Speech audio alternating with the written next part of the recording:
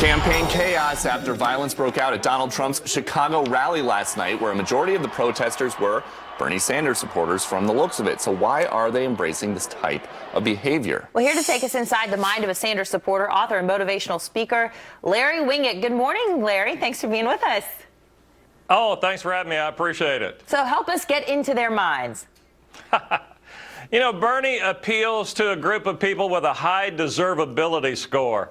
Now, typically, those are going to be the low-wage earners who believe they deserve to be paid more, even though their value in the marketplace is very low. And then the big group are the millennials. And they are the people who've been raised in a society from birth who gives them a trophy when they didn't win anything, who gives them a passing grade when they failed the test, who puts campus safe zones up so they can be protected from the hurtful words of others.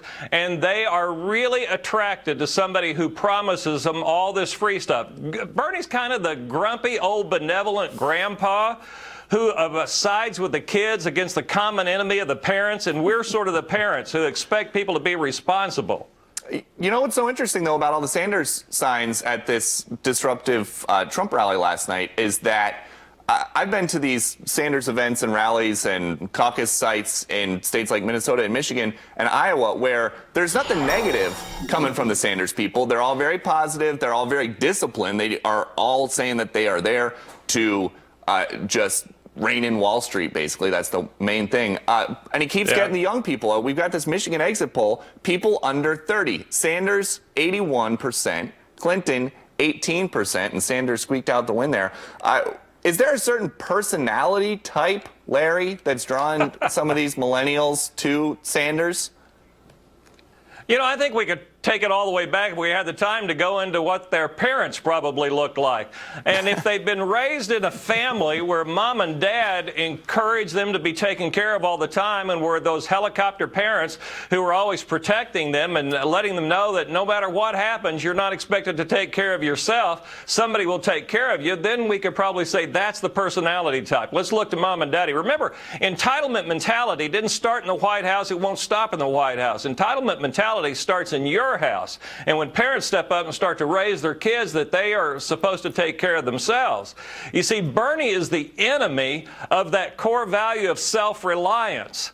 And he is encouraging more government dependence when the rest of us just want the government to get out of the way so we can take care of ourselves and be independent on our own. Yeah, but Larry, also independent of the government, right? I mean, and of the establishment really wanting to shake things up and shake up the status quo, starting this revolution. There's a theory out there. I mean, all kinds of theories and strategies get thrown out at this point in the race, but the revolution that he's starting may actually help Donald Trump rather than Hillary Clinton if they are pitted against each other in the general election, because Donald Trump is tapping into sort of the same emotion as Sanders. Do you think there's any merit to that theory?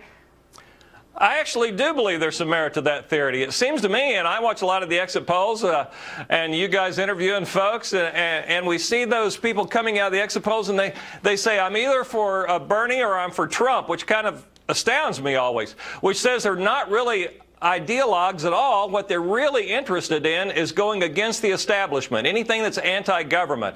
And both Trump and Bernie sort of are anti-government, at least anti the government that we've seen in the past.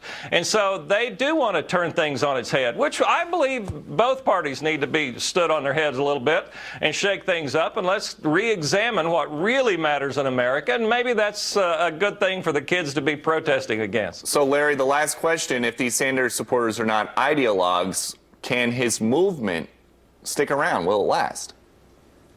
Oh, I think once you cut off the head of a snake, it kind of dies.